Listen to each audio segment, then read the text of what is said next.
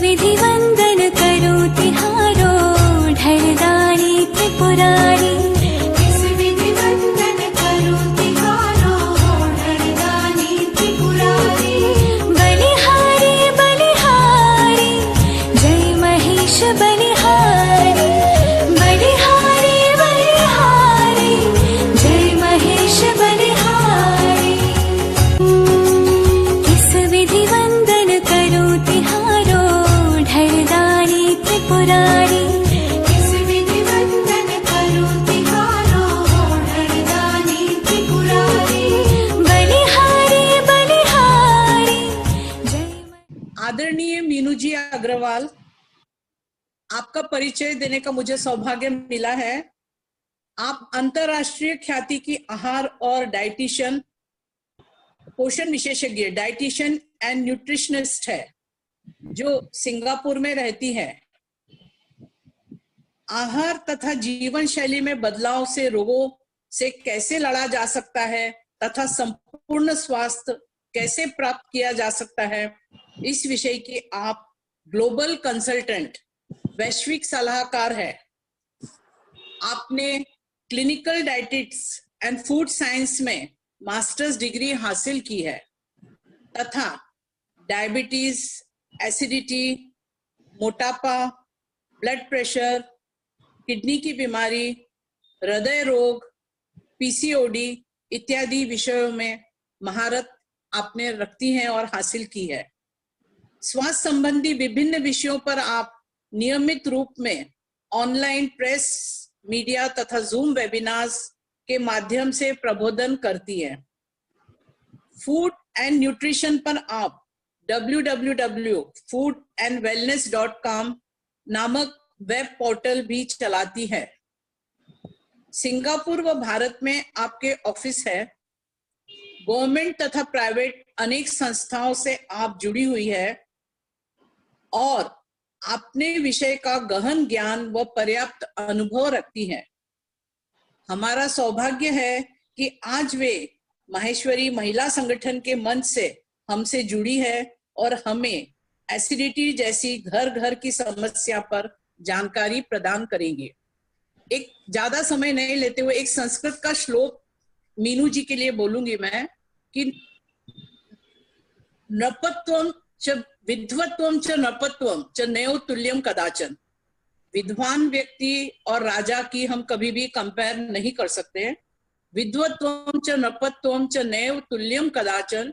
स्वदेशे पूज्यते राजा विद्वान सर्वत्र। राजा तो सिर्फ अपने देश में ही पूजा जाता है, पर ऐसी आज हमारी विदुषी बहन मीनू जी आई हैं हमारे साथ में और हमें अपना ज्ञान का जो बताने वाली है, तो वो विद्वान व्यक्ति सब जगह पूजा जाता है। आपका बहुत बहुत आमंत्रण है मीनू जी, आइए। जय श्री कृष्ण। बहुत बहुत धन्यवाद इंदिरा जी, और मैं मीना जी को भी बहुत आभारी हूँ। इतनी खूबसूरती से उन्होंने सबका इंट्रोडक्शन कराया। मेरी हिंदी थोड़ी खराब हो गई है बाहर रह के, बट मुझे बहुत मजा आ रहा है सुन के, इतनी अच्छी शुद्ध हिंदी में। और ये मराठी का जो मिक्सचर इन्होंने किया है बहुत ही अच्छा लग रहा है। मतलब समय थोड़ा ज्यादा निकल गया लेकिन पता ही नहीं चल रहा कि इतना एंजॉय किया मैंने सुन के कि मुझे ध्यान ही नहीं रहा कि आज मुझे प्रेजेंट करना है। धन्यवाद सभी महाराष्ट्र महिला संगठन का और नांदेड़ जिला के संगठन का और स्वास्थ्य एवं पारिवारिक समरसता समिति का, जिन्होंने आज मुझे इस प्लेटफॉर्म के लायक समझा और मुझे यहाँ आने का मौका दिया। मैं सभी महिलाओं का और ज्यादा वक्त ना लेते हुए कहना चाहूंगी, आज का जो टॉपिक है हमारा एसिडिटी और पेट संबंधित जो भी हमारी समस्याएं हैं उनका हम अपने खाने के द्वारा, पोषण के द्वारा और अपनी लाइफस्टाइल यानी अपनी जीवन शैली के द्वारा कैसे अपने हेल्थ का ध्यान रख सकते हैं और उनका निवारण कर सकते हैं। तो इस बारे में मैं एक छोटा सा प्रेजेंटेशन करूंगी, एक स्लाइड प्रेजेंटेशन के द्वारा मैं बोलूंगी। बट मेरी हिंदी बहुत अच्छी नहीं है, लिखने में भी तो मैंने वो प्रेजेंटेशन इंग्लिश में ही रखा है, पर मैं बोलूंगी उसको हिंदी में। कहीं कोई दिक्कत हो, कोई परेशानी हो तो बताइएगा, तो मैं कोशिश करूंगी उसको हिंदी में कन्वर्ट करने की। उम्मीद करती हूँ कि ये एक्सेप्टेबल होगा। आज का टॉपिक है एसिडिटी। जैसा कि मैं बार बार सुन रही थी, हम सभी कभी ना कभी, कहीं ना कहीं, किसी ना किसी दिन इस समस्या के शिकार जरूर हुए हैं। चाहे वो खट्टी डकार आना, या सीने में हल्की जलन होना, या पेट का फूलना, या सोते वक्त तकलीफ होना, अचानक अनईजी लगना कि हाँ भारीपन शरीर के अंदर लग रहा है, कभी गले में जलन जैसा महसूस होना, और कई बार हल्की हल्की खांसी जैसा भी आना, ये जबकि कोई सर्दी खांसी जुकाम या कोई एलर्जी नहीं है। तो ये सारी शिकायतें एसिडिटी की भी हो सकती है। जब भी हमारे शरीर में गैस बनती है, या हमारा पेट फूला हुआ लगता है, या भारीपन लगता है, तो हमारे थोड़ी देर बाद देखा जाता है कि हल्की हल्की सीने में जलन जैसी एहसास हो रही है। तो वो साधारणतः इसके पीछे एक कारण होता है एसिडिटी का बनना।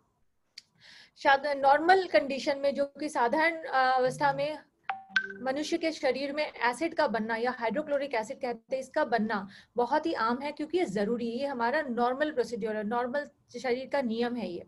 क्यों ये एसिड इसलिए बनता है जिससे कि जो हम खाना खाए उसको पाचन करने में सहायक होता है। लेकिन हम जो एसिडिटी की तकलीफ होती है, ये तब होती है जब ये एसिड जरूरत से ज्यादा बनता है। तो जब जरूरत से ज्यादा, जितना, जो जरूरत किसे कहते हैं, जरूरत वो कि उतना एसिड जो कि हमारे खाने को पाचन करने में सहायक हो, वो जरूरत का एसिड है। पर उससे अगर कहीं अधिक बन गया है तो उसको हम कहते हैं एसिडिटी। तो ये एसिडिटी कब बनती है, क्या कारण है इनके? जब हम जरूरत से ज्यादा तेल या घी से बना हुआ खाना खाते हैं, मतलब कि जब हमारे खाने में वसा की मात्रा ज्यादा होती है, फैट की मात्रा ज्यादा होती है, जितनी जरूरत है उससे अगर ज्यादा हो, तो हमारे शरीर में एसिडिटी बनती है। या हम चाय, कॉफी या कैफीन वाले पदार्थ का सेवन ज्यादा करते हैं, या अल्कोहल ज्यादा लेते हैं, या जरूरत से ज्यादा स्मोक करते हैं, या नॉर्मल स्मोकर्स को भी एसिडिटी होती है। सो कैफीन का सेवन, शराब या अल्कोहल का सेवन, या सिगरेट्स या स्मोक करने से भी हमारे शरीर में एसिडिटी होती है। सिर्फ ये सेवन करने से, चीजों के सेवन से ही एसिडिटी नहीं होती है। कई बार ये भी देखा गया है, जो लोग काफी लंबा लंबा अंतराल रखते हैं अपने खाने के बीच में, अपने भोजन के बीच में जरूरत से ज्यादा लंबा अंतराल रखने वाले को शरीर में भी एसिडिटी देखी जाती है। जिसका मतलब ये है कि अगर आप अपने शरीर को जरूरत से ज्यादा समय तक, लंबे समय तक भूखा रखती हैं, खाना नहीं प्रोवाइड करती हैं, तब आपका शरीर एसिडिटी से सफर करता है। इसके अलावा अगर महिला प्रेग्नेंट है, या आपके शरीर में मोटापा ज्यादा है, मतलब आपका वजन अगर जितना होना चाहिए आपके लंबाई के अनुसार और कहीं उससे ज्यादा है, तब भी आपको एसिडिटी की समस्या हो सकती है। या बुढ़ापा, बढ़ती उम्र के साथ भी एसिडिटी की समस्या देखी जाती है। क्यों? क्योंकि जैसे जैसे हमारी शरीर की उम्र बढ़ती है, हमारा मेटाबॉलिज्म कम होता है, हमारे शरीर की पाचन क्रिया धीमी होने लगती है। तो जो खाना हमें अगर 1.5 घंटा लगता था हजम करने में या पाचन में, वही खाना हजम करने में अब ज्यादा समय लग सकता है। या हमारी जरूरतें जो है, हमारी एक्टिविटी कम हो जाती है उम्र के बढ़ने के साथ साथ, तो हमारे भोजन की मात्रा जो है वो कम होना चाहिए। अगर हम उसको नहीं ध्यान देते, अगर ज्यादा भोजन खा रहे हैं, तो उससे भी बढ़ती उम्र में हमें एसिडिटी हो सकती है। इसके अलावा अगर हम बहुत ज्यादा तला भुना अनहेल्दी खाना, जैसे कि जंक फूड, जैसे कि बहुत ज्यादा मैदे से बना हुआ सामान, या बाकी जो अभी आमतौर पे खाना मिलता है, जो कि पाश्चात्य खाने जीवन शैली की देन है हमारे देश में भी, जो कि पिज्जा, बर्गर, अनहेल्दी पास्ता अगर हो, तो उन सबको खाने से भी हमारे शरीर में एसिडिटी बहुत होती है। यहाँ एक पॉइंट मैंने लिखा नहीं पर बताती हूँ, जरूरत से ज्यादा मीठा खाने से भी एसिडिटी होती है। जो शुगर को हम ना भूले, शुगर भी बहुत बड़ा कारण है हमारे शरीर में एसिडिटी देने के लिए। तो एसिडिटी, आपको शरीर में एसिडिटी है या एसिडिटी की समस्या से आप जूझ रही हैं, ये आपको कैसे पता चलता है? जरूरी नहीं सबको खट्टी डकारें आए, और जरूरी नहीं सबको सीने में जलन हो, या जरूरी नहीं सबको ब्लोटिंग हो, लेकिन एसिडिटी कई प्रकार से हो सकती है। इसके सारे तरीके मैंने लिखे हैं। जब आपको अचानक हेडेक होता है या सर दर्द हो रहा है, कई बार हम इसे माइग्रेन भी कहते हैं, बट ज्यादातर देखा गया है कि ये किसी न किसी तौर पे एसिडिटी से रिलेटेड होता है। तो अगर हेडेक है, काफी देर से गैस बन रही है, उससे एसिड जनरेट हुआ बॉडी में, उससे गैसेस बनी, और धीरे धीरे वो अगर गैस माथे में चढ़ गई तो हमें हेडेक होने लगता है। सीने में जलन आम है, जो कि अगेन एसिडिटी हो सकती है। मुंह में छाले पड़ना, उसको भी एसिडिटी की निशानी मानी जाती है। जब हमारा एसिड का रिफ्लक्स बढ़ के गले से मुंह में आता है और बार बार अगर मुंह को करोट कर रहा है, तो वहां पे छाले बन सकते हैं। बदहजमी होना भी एसिडिटी की निशानी है। इसके अलावा कॉन्स्टिपेशन होना, कि पेट का साफ ना हो पाना, वो भी इसको एसिडिटी की ही एक निशानी है। भूख का ना लगना, 6-6 घंटे खाना नहीं खाए और भूख नहीं लग रही, तो सोचिए कुछ ना कुछ तो गलत हो रहा है, क्योंकि साधारणतः नॉर्मल जीवन शैली में लगभग 3 से 4 घंटे के बाद हमें भूख लगनी चाहिए। अगर नहीं लगती, इसका मतलब हमारे शरीर में एसिड बन रहा है, जिससे गैसेस बन रही है, वो गैसें ऊपर तक प्रेशर दे दी है, जिससे आपको भूख नहीं लग रही, लगता है कि पेट भरा हुआ है या गले तक फुल है। तो ध्यान रखें कि अगर लंबा अंतराल हो रहा है खाने के बीच में और आपको भूख नहीं लग रही, तो ध्यान रखिए ये नॉर्मल नहीं है।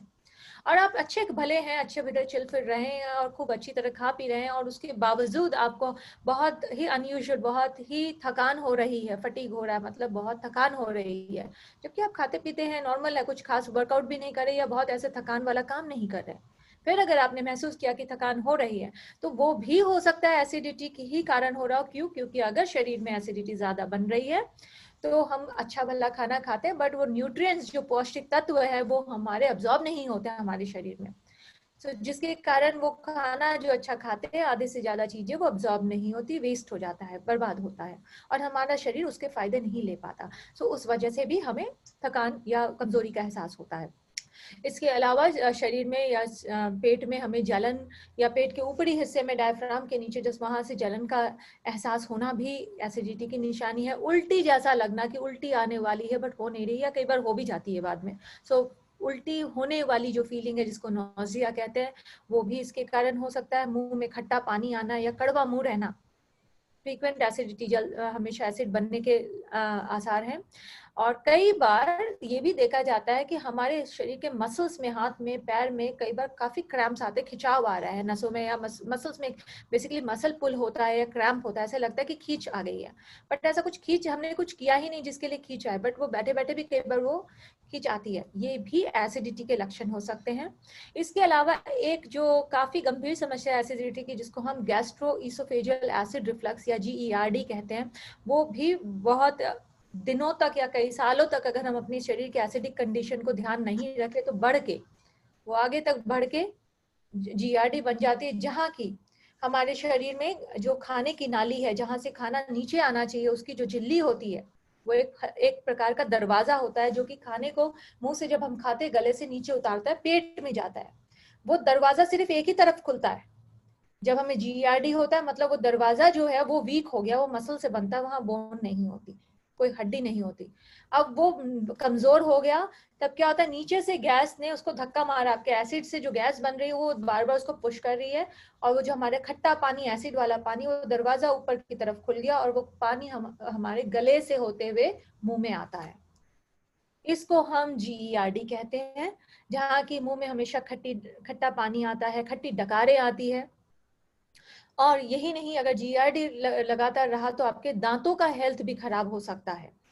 और कई बार ऐसा भी देखा गया, GERD लगातार रहने से किसी किसी के गले के अंदर इसोफेजियस जो पाइप होती है, हमारी फूड पाइप, वहां पे भी वो खराश होकर वो उसको करोड़ करने लगती है, उसको नुकसान पहुंचाती है, जिसके कारण हमें वो खराश की वजह से हर वक्त एक ठसका जैसा, जिसको खांसी भी बोलते हैं, हल्की वाली खांसी जो रुक रुक के ठहर ठहर के आती है, तो वो भी होती है। लोग कई बार उसको सोचते हैं कि कहीं कोई सांस की तकलीफ ना हो गई हो, कहीं कोई मुझे कॉफ हो रहा है, कहीं लंग्स में प्रॉब्लम ना हो, जबकि ये लंग्स में कुछ नहीं होता, लंग्स क्लियर होता है, कोई एलर्जी नहीं है, जस्ट आपके शरीर का, आपकी लाइफस्टाइल की देन है, आपकी एसिडिटी, और जिसकी वजह से ये आपको होता है।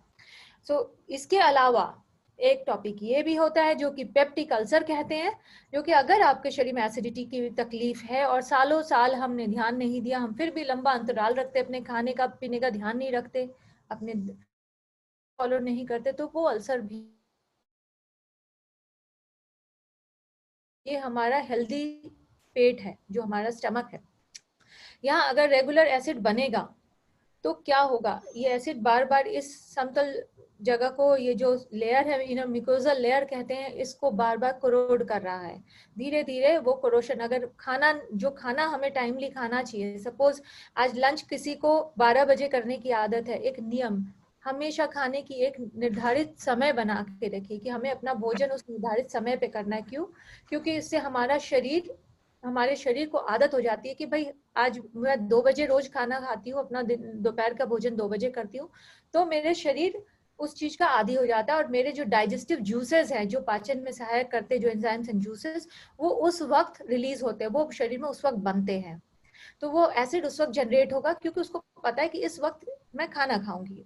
सो मैं अगर उस वक्त नहीं खाना खा रही हूँ और ये कई दिनों तक चलता रहेगा, कभी मैं 10 बजे खाना खाया मैंने, कभी 12 बजे खाया, कभी 2 बजे खाया, मतलब बोलने का मतलब है कि कोई निर्धारित समय नहीं फिक्स किया, तब क्या होगा, एसिड को, शरीर को समझ नहीं आएगा कि किस वक्त एसिड देना है आपके शरीर में उस खाने को डाइजेस्ट करने के लिए, और वो गलत समय में देगा, और वो जब एसिड आएगा तब हो सकता है खाना नहीं है शरीर में, और वो एसिड धीरे धीरे हमारे स्किन के अंदर वाली जो लेयर है उसको खराब करता है और वहां पे घाव हो सकते हैं। जब ये स्टमक के अंदर यानी पेट के अंदर घाव होता है हम उसे स्टमक अल्सर बोलते हैं। और जब ये हमारी स्मॉल इंटेस्टाइन मतलब जो इंटेस्टाइन का जो पेट से जुड़ा हुआ हिस्सा है, आंत का जो पहला शुरुआती हिस्सा है जिसको हम ड्यूडेनम बोलते हैं, अगर वहां बन जाता है तो हम उसको ड्यूडेनल अल्सर बोलते हैं। सो अगर एसिडिटी ज्यादा बढ़ जाती है और हम उसका बिल्कुल कोई निवारण नहीं करते तो अल्सर होने के चांसेस भी होते हैं। ये मैंने एक पिक्चर शेयर की, यहाँ पे GERD जो कि गैस्ट्रोइसोफेजियल एसिड रिफ्लक्स के बारे में बोल रहा है। जब हमारे शरीर का एसिड जो पेट से होते हुए गले में उल्टी उल्टी तरफ जा रहा है, मतलब हमारे खाने का फ्लो होता है मुंह से लेके नीचे की तरफ, जो ग्रेविटी की तरफ बनता है, जब ये एसिड ऊपर की तरफ आता है उलट के, तब हमारे शरीर जो फेस करता है उसको हम बोलते हैं GERD, जो कि बहुत आम समस्या है, लोग कई बार समझ ही नहीं पाते हो क्यों रहा है और दवाइयों की तरफ दौड़ते हैं। दवाइयाँ इसका टेम्परेरी निदान तो दे सकती है, लेकिन असली प्रॉब्लम तो उसके लाइफस्टाइल में है। अगर हम जीवन शैली को नहीं बदलेंगे तब मुश्किल है। इसके साथ एक और तकलीफ होती है कई लोगों में जिसके कारण भी GERD की प्रॉब्लम होती है, जो कि हाइटल हर्निया। आज के टॉपिक में मैं इसको जस्ट टच बेस ही कर रही हूँ कि ये भी एक कंडीशन हो सकती है, जहाँ की ये हमारा नॉर्मल पेट का पिक्चर है, जिसके अंदर देखिए ये जो डायफ्राम है ये हमारा सही जगह पे, पर अगर यहाँ देखें तो यहाँ पेट का कुछ हिस्सा ऊपर निकल आया है, हर्निएटेड फूल के ऊपर आया है, ये डायफ्राम के ऊपर, तब हम इसे हाइटल हर्निया बोलते हैं। ऐसी स्थिति जिनको ये होता है उनको भी सीवियर GERD होता है, मतलब उनको भी एक हट्टी डकारे और एसिड रिफ्लक्स बहुत ही आम हो जाता है उनके लिए। यहाँ कुछ चीजें इनको मैं स्किप कर रही हूँ क्योंकि इनको मैंने बोल दिया है कि एसिडिटी से हेडेक होता है। ये किसी किसी को हल्का हो सकता है, किसी किसी को इनफ्रीक्वेंट या कभी कभार हो सकता है, और किसी किसी को बहुत ही नियमित तौर पे हेडेक होने लग जाता है और बहुत तीव्र होता है, जो कि असहनीय हो जाता है। कई बार ये आधी सीसी का सर दर्द होता है, कई बार पूरे सीसी का जिसको कि फुल माइग्रेन बोलते हैं वो भी होता है, पर ज्यादातर देखा गया कि हमें रीजन नहीं पता होता क्यों हो रहा है, लेकिन देखा जाता है कि या तो वो काफी हद तक धूप में गए हैं या काफी लंबा अंतराल किया उन्होंने खाने का, या कुछ ऐसा खाना खाया जो उनको हमेशा एसिडिटी ट्रिगर करता है जिससे उनको हेडेक हो रहा है। तो जैसा कि मैंने बताया कि हार्ट बर्न या चेस्ट में पेन होता है, हमें जलन सीने में होने लगती है और कई बार हम उस कंडीशन में लेट जाते हैं तो भी तकलीफ होती है। तो ध्यान रखें जिनको ऐसी तकलीफ होती है वो लोग खाना खाने के तुरंत बाद ना बैठे और ना ही लेटे, सोना बिल्कुल नहीं, और बैठना भी हो सके तो अवॉइड कीजिए कम से कम आधे घंटे से 45 मिनट तक। और खाना खा के सोने में, मतलब एक भोजन के बाद, चाहे रात के भोजन हो या किसी किसी को जो अगर दोपहर में भी अगर विश्राम करती हैं, तो कम से कम ध्यान रखें 1.5 से 2 घंटे का मिनिमम गैप रखें अपने भोजन करने के समय में और लेटने में, जिनको एसिडिटी की तकलीफ होती है। तो एक चीज और, कई बार क्या होता है कि हमें दिखता है कि हम दवा ले लेते हैं, एसिडिटी से टेम्परेरी रिलीफ हो जाती है, पर ध्यान रखें कई दवाइयां हमें कॉन्स्टिपेशन भी देता है। कुछ लोग इस चीज को नहीं रिलेट कर पाते, उनके दांत के इनामल जो होते हैं वो करोड होकर खराब होने लगते हैं, दांत का घसने लगते हैं और खराब हो जाते हैं। ये भी ध्यान रखें कि ये हमारे पेट का एसिड ही है जो बार बार हमारे गले से होके मुंह पे आ रहा है और धीरे धीरे वो हमारे दांतों को खराब कर रहा है। और ध्यान रखें स्वस्थ दांत मतलब पहला दरवाजा स्वस्थ शरीर का दांतों से शुरू होता है, क्योंकि हम खाना चबा के खाते हैं। जब चबाने की बात आई तो मैं एक बात ये भी बोल दूं कि हम लोग खाना खाते हैं, अगर मैं आप सभी से, आज इतने लोग बहनें हैं यहाँ पे इस ग्रुप में, इस मंच पे, तो मैं ये पूछूंगी थोड़ा ध्यान दीजिएगा, आप में से कितने लोग ऐसे हैं जो खाना 10 से 12 मिनट के अंदर खत्म कर देते हैं, और कितने लोग ऐसे हैं जो बस चलते फिरते भागते दौड़ते खाना खाते हैं, और आप में से कितने लोग ऐसे हैं जो धीरे धीरे बैठ के शांति से धीरे धीरे छोटे निवाले तोड़ के और धीरे धीरे चबा के खाती हैं।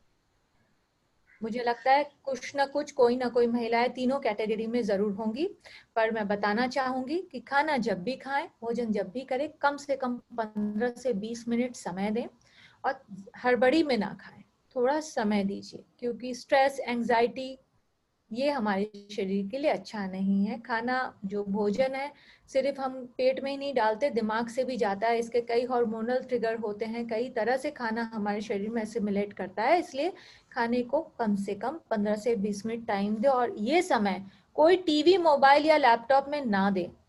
पूरा 15 से 20 मिनट पूरा ध्यान अपने खाने पे दीजिएगा और छोटे निवाले तोड़ के खाइए, और इतना चबाइए हर निवाले को तब तक जब तक कि लगे उसमें चबाने जैसा कुछ सॉलिड फूड बचे ही ना, तब जाके उस खाने को, निवाले को सॉलो कीजिए या गिटिए, और फिर दूसरा निवाला मुंह में लाइए। साधारणतः हम क्या करते, ज्यादातर एक निवाला लिया, 2-3 या मैक्सिमम 4 बार चबाया, तब तक दूसरा निवाला अंदर और पहले वाला गया पेट में। ध्यान रखिए कि हमारी जो पाचन क्रिया वो हमारे दांतों से, मुंह से शुरू होती है। जब हम चबाते हैं तो हमारे मुंह में एक डाइजेस्टिव एंजाइम सिक्रेट होता है जो सलाइवरी जूसेस के थ्रू आता है। अगर हम चबाते ही नहीं है खाने को, तब तक अगर हम खाने को उतनी देर मुंह में टिकने ही नहीं देते, तो वो जूसेस पहला जो स्टेप ऑफ ब्रेकडाउन, जो चबाने की क्रिया है, उसको पूरा कर ही नहीं पाता। तो इससे क्या होता है, ये जो अनच्यूड फूड, बिना चबाया हुआ या पार्शियल थोड़ा चबाया हुआ खाना पेट में चला जाता है। अब स्टमक, पेट में हमें एसिड चाहिए खाने को ब्रेक करने के लिए, या उसको पचाने के लिए, या चबाने, ब्रेक डाउन करने के लिए। चूंकि हमने मुंह में नहीं चबाया ढंग से, तो वो काम जो दांतों का है वो भी अब पेट को करना पड़ रहा है। तो पेट को जरूरत से ज्यादा एसिड जनरेट करना पड़ता है। इससे एसिडिटी तो बढ़ती है, लेकिन और एक प्रॉब्लम होती है, वो ये कि जिन लोगों को जल्दी खाने की आदत है, या बिना चबाए या ठीक से ना चबा के खाने की आदत होती है, ज्यादातर उनमें देखा गया कि उम्र बढ़ने के साथ साथ उनकी हड्डियों में भी प्रॉब्लम आने लगती है। क्यों? क्योंकि जब हम खाना चबाते नहीं है तो हमारी बॉडी में एसिडिटी ट्रिगर होती है, क्योंकि एक्स्ट्रा एसिड जनरेट होता है। और हमारा शरीर इस तरह बना हुआ है कि उसको एसिडिक एनवायरनमेंट नहीं चाहिए, उसको न्यूट्रल चाहिए, एक्स्ट्रा एसिड नहीं चाहिए। तो ये जो जरूरत से ज्यादा एसिड बना, इसको ब्रेक करने के लिए शरीर एल्कलाइन सब्सटेंस मांगता है। इससे क्या होता है, हमारी हड्डियां तुरंत कैल्शियम को लीच आउट करती, देना शुरू करती है कि भाई आप उसको न्यूट्रल करो। अगर कैल्शियम बार बार हड्डियों से निकलेगा तो क्या होगा, हमारी हड्डियां कमजोर हो जाएंगी। अगर बचपन में सुना हो ये कहावत भी, कि हम बचपन में सुनते थे कि ज्यादा खट्टा मत खाया करो, जो लोग ज्यादा खट्टा खाते हैं उनकी हड्डियां गल जाती हैं। उस वक्त लोगों को पता नहीं, हमें ध्यान नहीं होता था कि क्यों बोल रहे हैं, बट इसका इनडायरेक्ट मुझे लगता है यही कारण हुआ करता था कि ये खट्टा मतलब एसिड के साथ ज्यादा खाओगे तो हड्डियां इसलिए वीक हो जाएगी, क्योंकि फिर वो आपके बॉडी में हाइपर एसिडिटी होगी और वो कैल्शियम हड्डियों से निकल के उसको बैलेंस करेगा, तो आपकी हड्डियां कमजोर हो जाएंगी। कोशिश करें कि हम खाना निर्धारित समय पे खाएं और धीरे धीरे चबा के खाएं, भागते दौड़ते ना खाएं। और जैसा कि मैंने बताया था, मुंह में छाले पड़ सकते हैं, अल्सर, माउथ अल्सर कहते हैं, ये भी एसिडिटी के कारण हो सकते हैं। रेस्पिरेटरी प्रॉब्लम, जहाँ की फ्रीक्वेंट धीरे धीरे खांसी का ठसका जैसा रहता है, बल्कि कोई कफ वगैरह आता नहीं है, लेकिन हमेशा एक कफ जैसी शिकायत रहती है कि हल्का हल्का खांसी हो रही है। तो ये भी हमारी बार बार एसिड के कारण करोड़ हो जाता है गला, उसके कारण हो सकता है। एक और चीज है, जब हमारा एसिड बैलेंस अच्छा, ये मैं एक शेयर करना चाहूंगी कि ज्यादातर देखा है मैंने कि मेरे पास जो पेशेंट आते हैं, जब उनको आते, एसिडिटी के लिए बहुत कम लोग आते हैं अनलेस जीआरडी तक चले जाएं, क्योंकि एसिडिटी को तो हम तकलीफ मानते ही नहीं, हमें लगता है तो घर घर की प्रॉब्लम है, चल रहा है, एक ज्यादा से ज्यादा क्या हुआ, एक इनो पी लिया, एक डाइजीन ले ली, उससे ठीक हो जाएगा। पर हम ये ध्यान नहीं करते कि ये एंटासिड्स जो है ये क्या करते हैं, ये टेम्परेरी सोल्यूशन देते हैं, ये कोई इलाज नहीं है। ऊपर से एक समतल लेयर बना देते हैं कि थोड़ी देर के लिए भैया वो एसिड जो है वो बराबर हो जाए, न्यूट्रलाइज हो जाए। क्यों? क्योंकि ये एंटासिड में 3 तरह के तत्व होते हैं, या तो एल्यूमिनियम बेस होता है, या मैग्नीशियम होता है, या कैल्शियम होता है। अब एल्यूमिनियम और कैल्शियम जो दोनों बेस होते हैं, ये आपके शरीर में कॉन्स्टिपेशन ट्रिगर कर सकते हैं, मतलब कब्ज की शिकायत हो सकती है, जो कि अभी आम समस्या हो गई है ये भी। और जो मैग्नीशियम बेस हो सकते हैं, वो ज्यादा अगर आप लोगे तो उससे आपको डायरिया होने लगेगा, लूज मोशंस होने लगेगा। ये भी एक प्रॉब्लम है। इसके ऊपर अभी और देखती हूँ कि कुछ भी हुआ, एक सोडा की बोतल पी लो, एक थम्स अप पी लो, उससे भी हजमा हो जाएगा और शांति मिलेगी। मतलब शादी ब्याह में जाते हैं, वहाँ दबा के खाना खाते हैं। अभी तो मैं पिछले विंटर में भी इंडिया में थी, शादी में थी, इनफैक्ट मैं लगातार 2-3 शादियां अटेंड कर रही थी, तो मैंने देखा कम से कम 100-150 से ज्यादा वैरायटी खाने की है। अभी आदमी रुके कैसे? और वो जाके कुछ लोग तो ऐसे हर स्टॉल में जाके थोड़ा थोड़ा खाएंगे। अगर 100 नहीं भी, अगर 50 आइटम भी उस एक इंसान अगर खाता है तो एसिडिटी तो वाजिब है। और मैंने ये भी देखा कि खाते वक्त भी खुश होके बोल रहे कि हम सब कुछ टेस्ट करेंगे, और उसके बाद सीधे सोडा काउंटर पे चले जाते हैं कि भाई एक थम्स अप ऊपर से पी लेंगे तो सब हजम हो जाएगा। तो ये सोडा क्या करता है, ध्यान रखिए, ये सोडा बाइकार्बोनेट जो है हमारे ब्लड सर्कुलेशन में जाके अब्सॉर्ब हो जाएगा। उस पे क्या होगा, हमारे सोडियम का, जिससे हमारे हार्ट, किडनी या लिवर में प्रॉब्लम होगी या हाई ब्लड प्रेशर की शिकायत होने लगेगी। तो ध्यान दीजिए कि ऐसा नहीं है कि हम अपने जीभ इसको थोड़ा सा कंट्रोल रख सकते हैं। इसको अगर स्वाद पे थोड़ा सा कंट्रोल रखें, अपने मन पे थोड़ा काबू रखें तो कंट्रोल है, बैलेंस है। 50 चीजें खाने की जरूरत नहीं है। आप शादी में जाइए, ऐसा नहीं कि खाना नहीं खाना, बट वही आइटम लीजिए 2-4 जो आपको जरूरत है। शरीर 50 चीजें एक साथ नहीं खा सकता और हजम भी नहीं कर सकता। ऐसा ही खाइए जिससे कि आप नॉर्मल कंडीशन में उसको हजम कर सके। उसको हजम करने के लिए फिर अलग से हमें और कुछ लेने की जरूरत नहीं पड़े। मतलब पहले तो आप यहाँ तक खा लेते हो, फिर ऊपर से और कुछ पीते हो कि उसको दबाया जाए, तो विच इज अगेन ओवरलोडिंग। सो जिनको एसिडिटी है मूलतः उनके लिए कुछ सलाह है कि कुछ खाना जो कि कुछ भोजन के ऐसे तत्व जो कि नॉर्मली एसिड ट्रिगर करते हैं, जिनको एसिडिटी की शिकायत रहती है, उनको ये सारे खाने के तत्व अवॉइड करने चाहिए। जैसा कि चिकपीस या काबली चना या सफेद चने, ये काफी हार्ड होते हैं डाइजेशन के लिए। और अगर चने खाते भी हैं तो कोशिश कीजिए ये सफेद वाले चने रात में ना खाएं अगर एसिडिटी बहुत होती है, क्योंकि रात में इनको हजम करना और थोड़ा डिफिकल्ट होता है। और अगर बनाना भी है तो देखिए, इनको जब हम उबालते हैं, ज्यादातर भारत में हमने जो हमारे घरों में जो देखा है कि इसको रात में भिगोते हैं, फिर सुबह इसको कुकर में उबाल के फिर इसकी सब्जी बनाते हैं या करी बनाते हैं। तो ऐसा ना करें। जिस पानी में इसको उबाला पहले तो उस पानी को हटाइए, फिर दोबारा दूसरे पानी से उसको अच्छी तरह धो के फिर उसको कुकर में डाल के उबालिए। 1 सीटी आने के बाद उसको ठंडा करके खोलिए और उस पानी को फेंक दीजिए। फिर दूसरा फ्रेश पानी लेके फिर इसको सीटी दीजिए, तब वो फिर भी सॉफ्ट होता है अंदर से, जो कि हाजमे में तकलीफ ना दे। नहीं तो ये काफी गैसी होते हैं। यही यहाँ इसी तरह किडनी बीन्स यानी राजमा या बाकी जो बीन्स, कईयों को किसी चावली या लोबिया से भी प्रॉब्लम हो सकती है। तो ध्यान रखिए जो ये बीन्स जो कि हार्ड होती है डाइजेशन में, इनको अवॉइड कीजिए। और जिनको एसिडिटी की तकलीफ होती है वो लोग किसी भी प्रकार का सैलेड कच्चा वाला यानी रॉ या अनकुक्ड वेजिटेबल्स ना खाएं। और हम लोग भारतीय होने के कारण हमारी कुछ आदतें ऐसी बन गई है कि हम वो खीरा, प्याज, टमाटर का सलाद बहुत लेते हैं। जो लोग प्याज नहीं भी लेते, खीरा जरूर खाते हैं। और खीरा काफी हद तक एसिडिटी करता है कई लोगों में। तो ध्यान दें कि अगर खीरा या प्याज या टमाटर या गाजर इन सब का अगर सलाद खाते हैं तो खाने के साथ मिक्स करके ना खाएं। मैंने कईयों को ये भी देखा है कि एक निवाला राइस का लिया, दूसरे निवाले में खीरा खाया, प्याज खाया। तो वैसा ना करें। पका हुआ खाना और कच्चा खाना उसको मिला के ना खाएं, उससे भी एसिड बनेगा ज्यादा और डाइजेशन में तकलीफ होगी। अगर सैलड खाना है तो सलाद को पहले खाएं, यानी कोई भी कच्चा या अनकुक्ड या रॉ फूड खाना तो वो पहले खाएं, और पका हुआ खाना उसके बाद खाएं, जिससे कि शरीर को कंफ्यूजन नहीं होगी किस तरह के डाइजेस्टिव एंजाइम या जूसेस चाहिए। दूसरा, अगर आपको नियमित तौर पे एसिडिटी की शिकायत रहती है तब बिल्कुल भी अनकुक्ड खाना ना खाएं, किसी भी तरह का रॉ या कच्चा सैलड ना खाएं। गार्लिक यानी लहसुन और अदरक, इसका इस्तेमाल भी कई लोगों में एसिडिटी दे सकता है। तो अगर आपको एसिडिटी है तो इसको कम खाएं या कम करें। कार्बोनेटेड यानी कोई भी सोडा वाले ड्रिंक्स ना लें। अत्यधिक इस्तेमाल करना अच्छा नहीं है, वो नुकसान करेगा। मैदा या किसी भी तरह का रिफाइंड फ्लावर, चीनी या मीठे का इस्तेमाल कम कीजिए या हो सके तो ना करें। चीनी सबसे बड़ी एसिड की वजह है हमारे शरीर में। हमें समझ नहीं आता, हम सब तरह का इलाज करते हैं पर मीठा नहीं बंद करते। आप सबसे पहले मीठा बंद कीजिए और शुगर को हटा दीजिए अपने किचन से, फिर देखिए आपके एसिडिटी में 5 से 10% लाभ तो ऐसे ही हो जाएगा। चीनी हमारी सबसे बड़ी प्रॉब्लम है, उसको हटाएं। सबसे पहले शुगर को बंद कीजिए और दूसरी रिफाइंड फ्लावर। जब मैं शुगर या रिफाइंड फ्लावर की बात करूं तो ध्यान रखिए ये सिर्फ चीनी जो हमें सफेद चीनी दिखती है वो नहीं।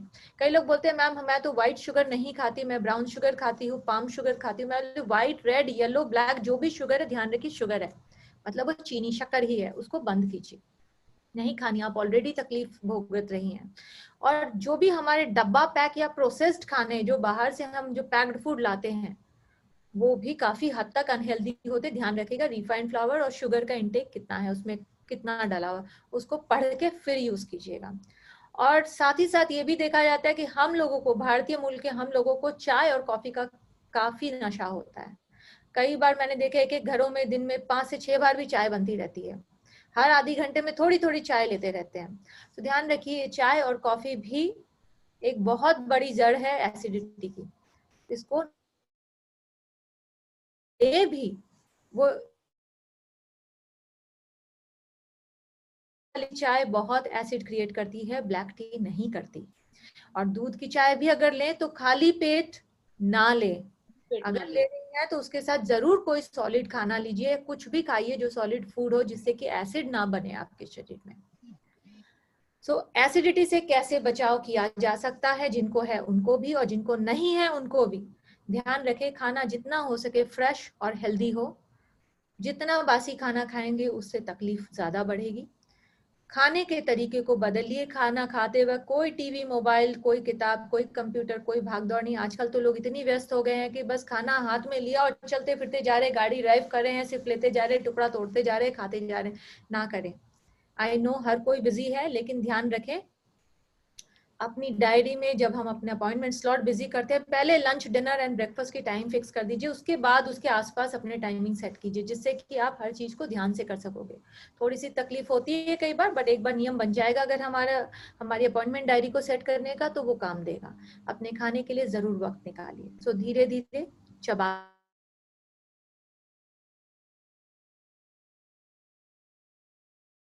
85% फुल हो, ध्यान रहे 100% नहीं। खाते वक्त 80 से 85% ही भरा होना चाहिए, फिर रुक जाइए। ध्यान रखिएगा 10 से 15 मिनट के बाद आपको और भूख नहीं लगेगी, तब जबकि आपने धीरे धीरे चबा के खाना खाया होगा। अभी हम क्या करते हैं, अपने शरीर को ट्रैश कैन, कूड़ेदान की तरह ट्रीट करते हैं। लिया, घुसाया, अंदर गया, 2 मिनट में फिर लिया, घुसाया, और दिमाग जो है वो कहीं और किसी और एक्टिविटी में बिजी रहता है, टीवी देखते हुए खाते हैं।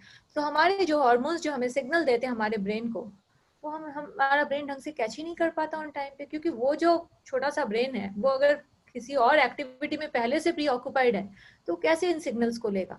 तो ध्यान रखिए कि पूरा का पूरा समय जब हम खाना खा रहे हैं, हमारा पूरा ध्यान हमारे खाने की ओर हो, कहीं और ना हो। खाना खा के सोना बिल्कुल वर्जित है, कम से कम 1.5 से 2 घंटे का गैप रहना चाहिए। और पानी, खूब सारा पानी पीजिए। और जिनको एसिडिटी की शिकायत रहती है उनके लिए और निवेदन है कि जरूरत से ज्यादा, मतलब अगर आप 3 लीटर पानी भी पीती हैं तो कृपया 2 से 3 ग्लास और बढ़ा के देखिए फर्क। नॉर्मली मैं कहती हूँ कि कम से कम 10 से 12 ग्लास पानी पीजिए, अगर किसी हार्ट की या किडनी की समस्या नहीं है तो। ये नॉर्मल लोगों के लिए जिनको कोई बीमारी नहीं है बात कर रही हूँ, सिर्फ एसिडिटी से बचने के लिए। बट अगर किसी को स्पेशल कोई कंडीशन है, वो फिर सलाह लेके करें। और जो लोग अल्कोहल लेते हैं, शराब का इस्तेमाल करते हैं, उनके लिए है कि धीरे धीरे अपनी अल्कोहल का कंजम्पशन कम करें। और सिगरेट पीने वालों के लिए है कि उसको कम कीजिए, बंद कीजिए, एक साथ नहीं छोड़ सकते, एक एक करके धीरे धीरे सिगरेट के नंबर्स कम कीजिए। याद रखिए, हर सिगरेट कम करेंगे, उस हर एक कमी में फायदा आएगा आपके शरीर को। और चाय कॉफी का सेवन कम कीजिए और खाली पेट तो बिल्कुल ना करें। नींद, सोने का तरीका ये है, जिनको एसिडिटी की तकलीफ होती है सीधे फ्लैट ना सोएं, थोड़ा सा ऊंचा करके सोएं, जिससे कि आपका शरीर, आपका हेड थोड़ा ग्रेविटी के कारण ऊपर है, मतलब थोड़ा उठा ऊपर की तरफ निकला रहेगा सिर, तो वो रिफ्लक्स ऊपर गले में नहीं आएगा, नीचे चला जाएगा ग्रेविटी के कारण। अगर सीधे समतल लेवल में सोएंगे तो एसिड रिफ्लक्स गले में आएगा। तो सिर को थोड़ा ऊंचा करके सोइए। और एक चीज जो हम ध्यान नहीं देते वो ये है कि रेगुलर एक्सरसाइज, नियमित तौर पे व्यायाम या कसरत कीजिए, क्योंकि कसरत करने से हमारे शरीर की टोनिंग, अंदर की मसल्स की टोनिंग अच्छी होगी, हमारी पाचन क्रिया जो है वो उसमें बदलाव आएगा और वो बेहतर होगी। अगर हम इन नियमों का ध्यान रखेंगे तो हमारी एसिडिटी में धीरे धीरे जरूर इम्प्रूवमेंट होगा। और ध्यान रखिए, आज हमारे पास वक्त है, शायद कल ना हो। जब हमारी तकलीफें ज्यादा बढ़ जाएंगी तब हम शायद इन चीजों को पूरी तरह रिवर्स ना कर पाए। It is always better late than never. आज पे ध्यान दें, कल का इंतजार मत करिए। कुछ एक्सरसाइजेस सिंपल, कई बार महिलाएं बोलती हैं कि मेरे पास टाइम नहीं है, मैं जिम नहीं जा सकती। कोई जरूरत नहीं है, नहीं जा सकती, घर में ज्यादा जगह भी नहीं चाहिए, आपकी जितनी हाइट है उतनी सी जगह ढूंढ लीजिए, बस उतना ही चाहिए। प्लैंक, पुशअप, कुछ सिंपल एक्सरसाइजेस बताइए, प्लैंक एक ऐसी इतनी आसान एक्सरसाइज है जिससे कि पूरे शरीर का कंट्रोल उसमें होता है, सिर से लेकर पैर तक की सारी मसल्स एंगेज होती है अगर हम सही तरीके से करें। या खड़े खड़े स्क्वाट्स या लंजेस कर सकते हैं, ये सारे सिंपल एक्सरसाइजेस हैं। कोई भी एक्सरसाइज कीजिए, चाहे वॉक करने जाइए, जॉगिंग कीजिए, सीढ़ी चढ़ के ऊपर नीचे आ जाइए, स्विमिंग कीजिए, योगा कीजिए, जुम्बा कीजिए, पिलाटेस कीजिए या स्ट्रेंथ ट्रेनिंग कीजिए, कुछ नहीं तो घर में म्यूजिक चला के डांस कीजिए, दैट इज वेरी गुड, बहुत अच्छी एक्सरसाइज है। तकलीफ ये है कि हम उसके लिए भी समय नहीं निकालते। अगर हम अपनी डायरी में पहले से उसका समय फिक्स कर दें तो जरूर निकलेगा। छोटी छोटी चीजें हैं, बहुत जरूरी है। सिर्फ खाना ही नहीं, एसिडिटी के लिए निवारण सिर्फ खाना या दवा नहीं कर सकता, कई चीजें ये हमारी जीवन शैली की देन है। तो जीवन शैली किस चीज से बनती है? खाना, नियमित व्यायाम या कसरत, साथ में गहरी नींद। यस, नींद का बहुत बड़ा योगदान है। ध्यान रखिए, जब हम गहरी नींद में सोते हैं तो हमारे शरीर का जो तनाव, जो स्ट्रेस लेवल होता है वो कम होता है, और हमारे शरीर की जो इम्यूनिटी है, हमारे शरीर का जो हीलिंग पावर है, रोग की प्रतिरोधक क्षमता जो है हमारे शरीर की, वो बढ़ती है। गहरी नींद हमारे शरीर में जो एंटीबॉडीज है उनको बढ़ने में मदद करते हैं, और हमारे शरीर के जो फाइटिंग सेल्स होते हैं उनको बढ़ाते हैं, जिससे कि हमारे शरीर की रोग प्रतिरोधक क्षमता बढ़े, हमारे शरीर की इम्यूनिटी बढ़ सके और हमारे शरीर किसी भी इन्फेक्शन से लड़ सके। जब हम गहरी नींद में सोते हैं और थोड़ा सा, जैसे मैंने बताया, सोने का तरीका थोड़ा सा सिर को ऊंचा करके टिल्ट करके सोइए, जिससे कि एसिड का रिफ्लक्स हमारे मुंह में, गले में ना आए, वो नीचे ही चला जाए, जिससे कि हमारा पेट भी धीरे धीरे खाली हो जाए उस एसिड से। तो ध्यान रखिए, स्लीप, गहरी नींद बहुत जरूरी है। और तनाव यानी स्ट्रेस, जिन लोगों को बहुत जरूरत से ज्यादा स्ट्रेस रहता है उनमें भी एसिडिटी बहुत ज्यादा पाई जाती है। क्यों? क्योंकि देखिए, जब हमें स्ट्रेस ज्यादा लेते हैं, हम तनाव ज्यादा लेते हैं, तो हमारे शरीर में प्रोस्टाग्लैंडिन्स का प्रोडक्शन कम हो जाता है। प्रोस्टाग्लैंडिन्स ऐसे केमिकल्स हैं जो कि हमारे स्टमक की, हमारे पेट के इन अंदर वाली जो लेयर है उसका बचाव करती है एसिड के कुप्रभाव से। अगर वो लेयर, प्रोस्टाग्लैंडिन अगर उसको नहीं बचाए, मतलब तो क्या होगा, वो जो एसिड बनता है सीधा हमारे पेट के अंदर की जो दीवार है उसको खराब करने लगेगी, घाव बनाने लगेगी। तो जब भी ये हमारा तनाव बढ़ जाता है, हमारे शरीर में एसिड रिफ्लक्स बढ़ने लग जाता है। अब आप बोलोगे तनाव या स्ट्रेस से कैसे बचा जाए, वो तो सबके साथ होता है। मैं खुद पर्सनली ये मानती हूँ, स्ट्रेस तो उस दिन से शुरू हो जाता है जब एक बच्चा प्री स्कूल में पैर रखता है, और वो तब तक चलता है जब तक हम अर्थी पे नहीं जाते या चिता पे नहीं जाते। तो स्ट्रेस से हम भाग नहीं सकते, उसके सिर्फ फॉर्म्स चेंज होते जैसे जैसे हमारी उम्र बढ़ती है। कभी बच्चा स्ट्रेस है, कभी बच्चे का बड़ा होना स्ट्रेस है, उसकी शादी ब्याह स्ट्रेस है, फिर बहू स्ट्रेस बन जाती है, फिर पोता पोती स्ट्रेस बन जाते हैं। तो कुछ ना कुछ फॉर्म चलता रहता है, जीवन में, गृहस्थी में चलता रहेगा। लेकिन हमें कोशिश ये करनी कि स्ट्रेस को मैनेज कैसे करें। किसी किसी को योगा करके, किसी को डीप ब्रीदिंग करके, किसी को मेडिटेशन करके, किसी को गाना सुन के आराम मिलता है, स्ट्रेस रिलीज करते हैं। आप कोशिश कीजिए, चुनिए वो वाली क्रिया जिससे कि आपको स्ट्रेस में रिलीज करने में आसानी हो। ध्यान रखिए कि जब हम एक्सरसाइज करते हैं तब हमारे शरीर में एक हार्मोन रिलीज होता है जिसको हम कहते हैं endorphins, which is a happy hormone. मतलब वो हमारे शरीर को खुश करता है, और साथ ही साथ वो हमारे कॉर्टिकोस्टेरॉइड हार्मोन्स को भी कम करता है। एक्सरसाइज करना हमारे शरीर के लिए कॉर्टिकोस्टेरॉइड हार्मोन को भी कम करते हैं, जिससे कि हमारा स्ट्रेस लेवल भी कम होता है। तो एक्सरसाइज से सिर्फ एसिडिटी में डायरेक्ट इनडायरेक्ट दोनों तरह के फायदे हैं, साथ ही साथ हमारे शरीर को तनाव मुक्त भी करता है व्यायाम या एक्सरसाइज। सो उसका भी ध्यान रखना जरूरी है। ध्यान रखिए कि मैंने जो बोले 4 पिलर्स है एक स्वस्थ जीवन शैली के लिए। नियमित तौर पे अच्छा और हेल्दी खाना, कसरत करना। ध्यान रखिए, जब हम खाना रोज खाते हैं, सोते रोज हैं, तो एक्सरसाइज भी रोज करनी है, हफ्ते में 2 दिन या 3 दिन नहीं। वो तो हम अपने आपको एक्सक्यूज देते हैं कि हमने 2 दिन व्यायाम कर लिया, पर ध्यान रखिए खाना 3 दिन या 4 दिन नहीं, पूरे 7 दिन खाते हैं, तो हमें व्यायाम भी 7 दिन करना है। इसके साथ साथ स्ट्रेस का, तनाव का, अपने शरीर को तनाव मुक्त रखना जरूरी है। पूरा मुक्त ना भी कर सके, कम से कम कंट्रोल जरूर कर सकते हैं। कोशिश कीजिए, जितना कम तनाव रहेगा उतना स्वस्थ हमारा शरीर रहेगा।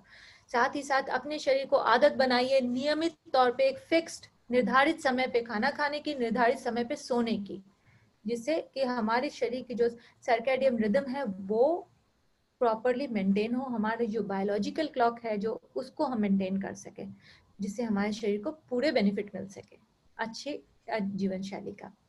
धन्यवाद। इसी के साथ मैं आज का ये प्रेजेंटेशन समाप्त करती हूँ। आप लोग, मैं रेडी हूँ, कोई भी क्वेश्चंस है पूछ सकते हैं।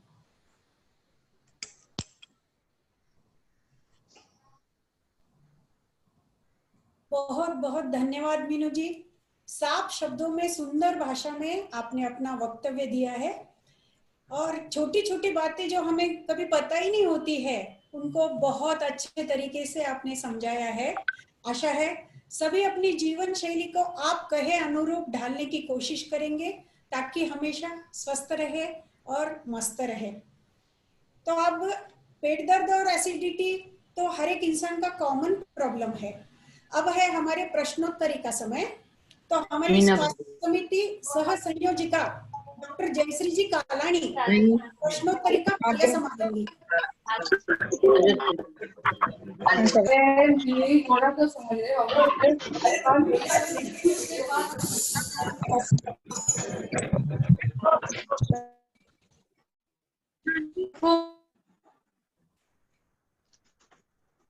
जयश्री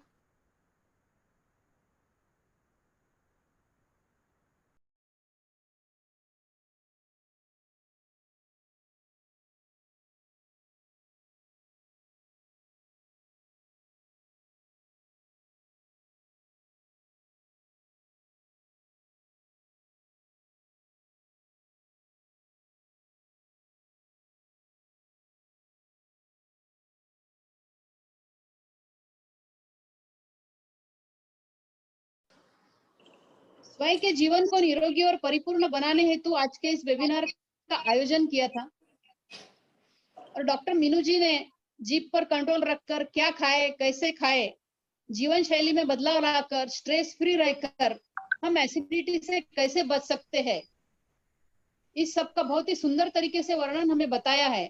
फिर भी कुछ क्वेश्चन हमारे पास आए हुए हैं तो मैं एक एक करके मीनू जी को सवाल करना चाहती हूँ।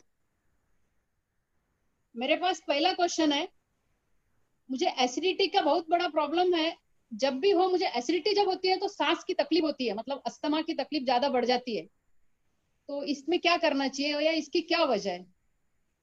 एसिडिटी से दबाव आएगा क्योंकि जब एसिडिटी हो रही है, सिर्फ एसिड कैसे बन रहा है, जब एसिड बन रहा है उससे क्या होती है, कुछ गैसेस बनती है। जो एसिड है वो गैस बनाता है, वो गैस हमारे शरीर में दबाव डालता है और जिनको ऑलरेडी अस्थमा है उनके ऊपर प्रेशर ज्यादा बिल्ड हो रहा है। तो सबसे पहला उपाय तो यही है ना कि अपने खाने के तरीके को सुधारिए और बदलिए और धीरे धीरे चबा के खाइए। मुझे लगता है आप थोड़ी जल्दीबाजी में खाना खाते होंगे, चबाते नहीं होंगे। तो ध्यान रखिए, एक बार कोशिश करके सोच के देखिए आप खाना कैसे खाते हैं। अगर जल्दी से खाते हैं तो धीरे धीरे चबा के खाइए और खाना उतना खाइए जितना कि आपको लगे लगभग पेट भर गया है, पूरा नहीं भरा है। उससे बहुत फर्क पड़ेगा। और खाना खाने के बाद बैठिए या लेटिए मत, वॉक करते रहिए।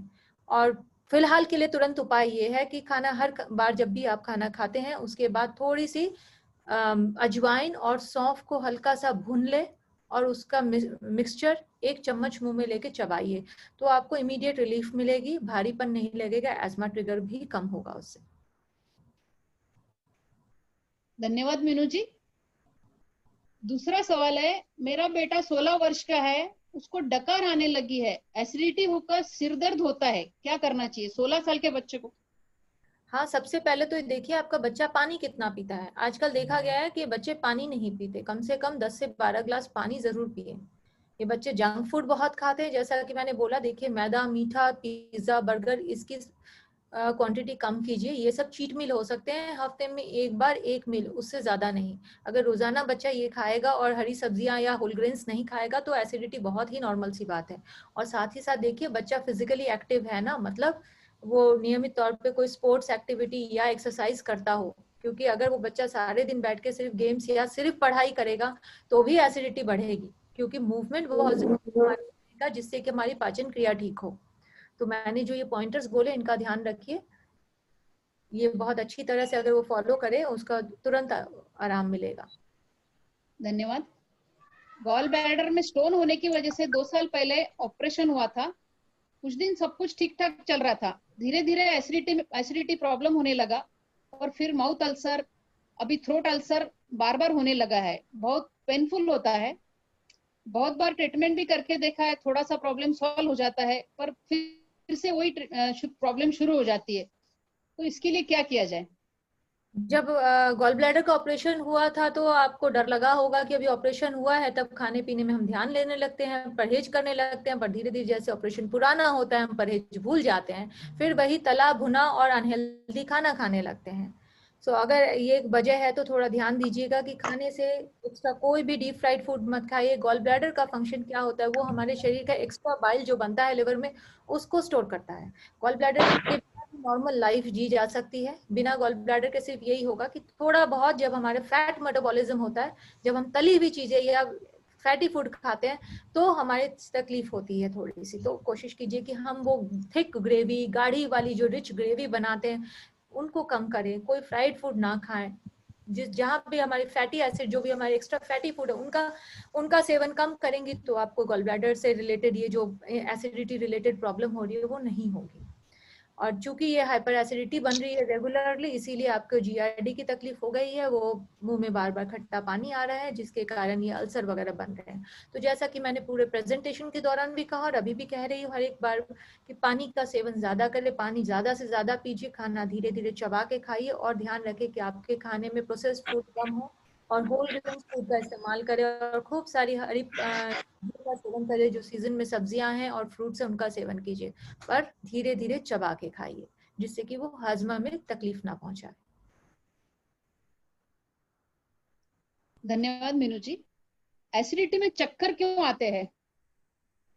एसिडिटी में चक्कर डायरेक्ट नहीं आते। एसिडिटी के कारण काफी कुछ प्रॉब्लम हो सकती है, जैसे मैंने बताया कई बार जो हेडेक हो सकता है, नोजियाटिक हो सकता है या काफी कमजोरी लगने लग सकती है। सिर्फ हम एसिडिटी को रिलेट कर देते हैं, बट इसके कारण और भी कई चीजें हो सकती है उनके शरीर में। काफी पुरानी एसिडिटी के कारण खाना जो खा रहे हैं वो न्यूट्रिएंट्स अब्सॉर्ब नहीं कर रहे हैं, हो सकता है कोई ना कोई न्यूट्रिएंट डेफिशिएंसी सेट इन हो रही है, सो उस वजह से आ सकता है।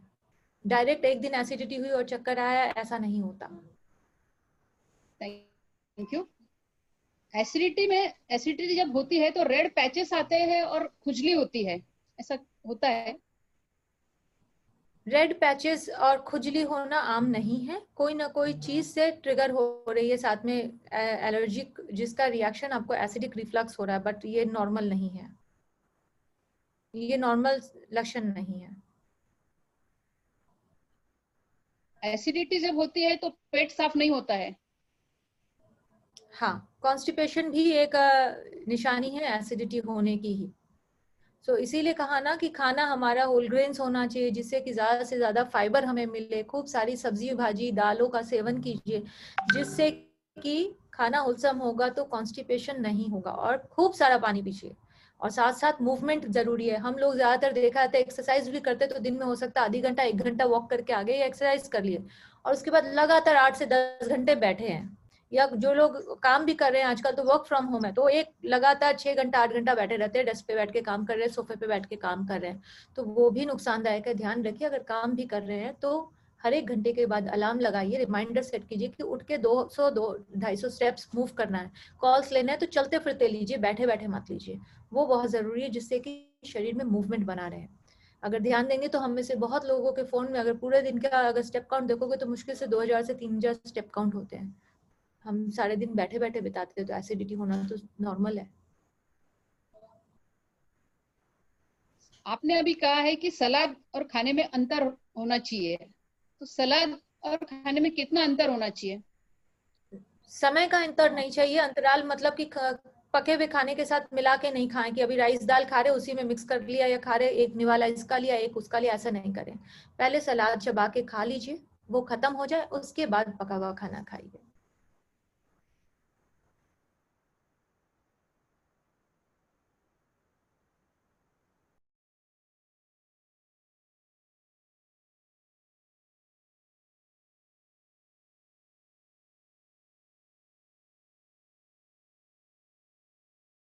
फर्मेंटेड कर लेते हैं तब ठीक है, ये हजमा करती है, अदरवाइज ये गैसी होती है। तो जिनको एसिडिटी की तकलीफ है, जिनको इन दालों से तकलीफ होती है, उन्हें ये अवॉइड करना चाहिए।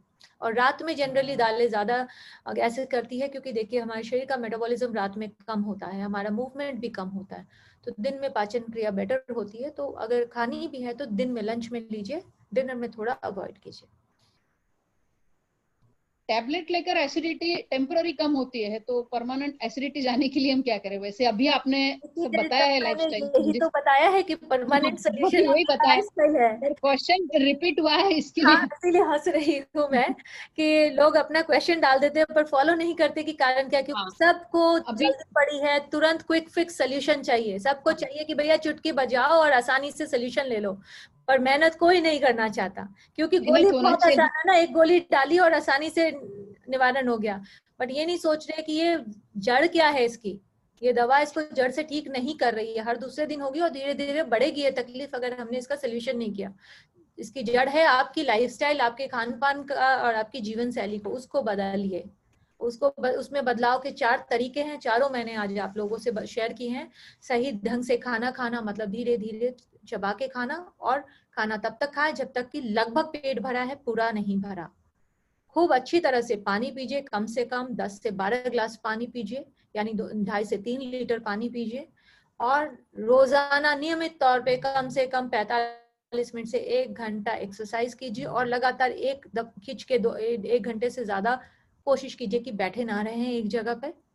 गहरी नींद, निर्धारित समय पे सोएं, और कोशिश करें कि जो भी तनाव मुक्त रखें अपने आप को।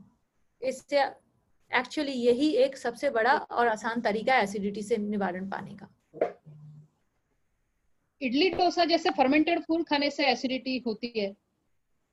उससे एसिडिटी नहीं होती, ज्यादा खाने से होती है।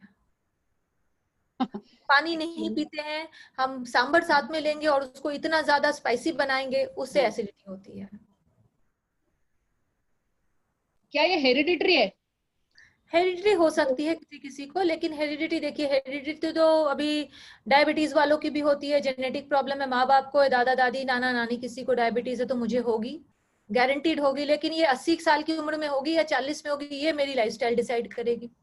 अगर मेरी माता जी को अगर एसिडिटी रही है, मुझे हो सकती है, बिल्कुल हो सकती है, लेकिन मेरी लाइफस्टाइल डिसाइड करती है कि लाइफस्टाइल। सेंसिटिव कितनी होगी।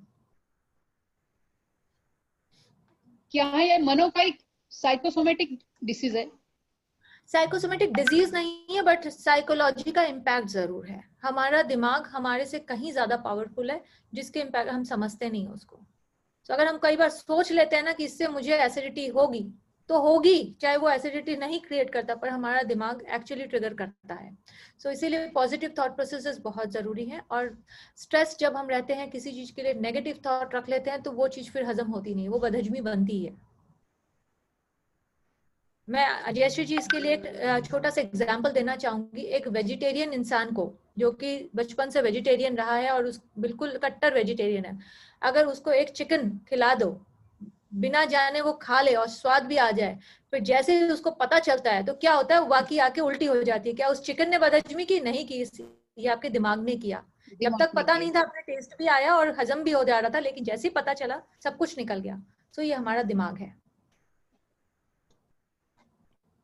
हॉट वाटर, गर्म पानी पीने से एसिडिटी होती है? मुझसे लोग सुबह नींबू पानी। एसिडिटी में आराम मिलता है।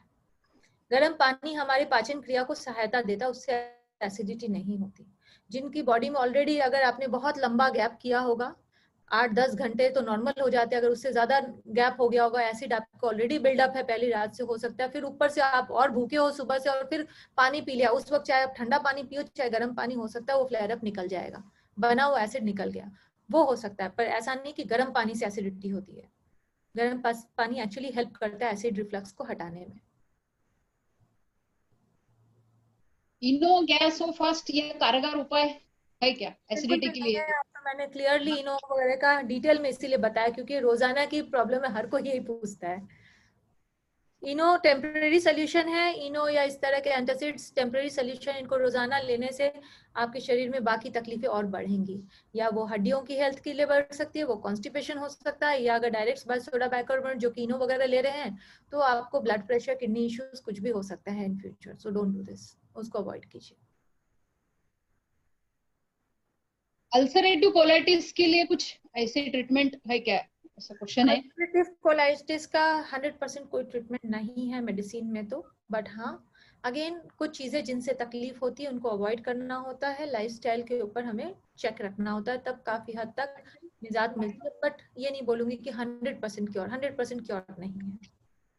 बट आराम काफी मिलता है जिससे कि आप अपना साधारण जीवन आराम से जी सके। पित्ताशय के स्टोन में क्या करें? Gall bladder stone. Gall bladder के स्टोन में कुछ नहीं कर सकते जब तक अपने हेल्दी लाइफस्टाइल चलाते रहिए और खूब सारा पानी पीते रहिए। अगर वो स्टोन बड़ा है तब तो कोई दिक्कत नहीं, जब तक दिक्कत नहीं करता तब तक ठीक है। अगर छोटा है तब थोड़े से ध्यान रखना पड़ता है कि ज्यादा स्टोन है तो वो कई बार निकल के पैनक्रियाटिक डक्ट में प्रॉब्लम क्रिएट कर सकता है। अगर वो बहुत सारे मल्टीपल स्मॉल स्टोन्स है तो फिर ठीक है, अगर तकलीफ दे रहे हैं तो ऑपरेट कराना है। अदरवाइज अगर सिंगल स्टोन है, बड़ा है, जो कि निकलने का डर नहीं है, तो यू कैन कंटिन्यू। बट वही है कि फैट रिलेटेड खाना नहीं खाना है, फैटी फूड ना खाए, क्योंकि गॉल ब्लैडर ट्रिगर क्यों होता है? जब हम कोई भी तेल तला भुना या फैटी फूड खाते हैं तो वो ट्रिगर होता है, गॉल ब्लैडर को इंस्ट्रक्शन मिलते हैं कि भैया बाइल जो आपने स्टोर किया है उसको निकालिए, तो हमें तब तकलीफ होनी शुरू होती है। तो उस चीज को अवॉइड करेंगे तो सेफ रहेगा। Leg feet, leg feet hands do feel hot due to acidity. हो सकता है कभी कभार, बिकॉज देखिए ये सारी चीजें हमारे बॉडी में इन्फ्लेमेशन भी क्रिएट होती है, तकलीफ होती है, तो हमारे को सिग्नल मिल ही सकता है कि हाँ हीट जनरेट हो रहा है। बिकॉज शरीर हमारा कई बार उसको ट्रिगर कर सकता है कि हमारे जो एंटीबॉडीज उसको ट्रिगर कर सकते हैं कि भैया कुछ फॉरेन एलिमेंट ना आया हो, क्योंकि हमें इन्फ्लेमेशन हो रही है किसी किसी को। बट सबके नहीं होता, ये नॉर्मल नहीं है, किसी किसी को हो सकता है।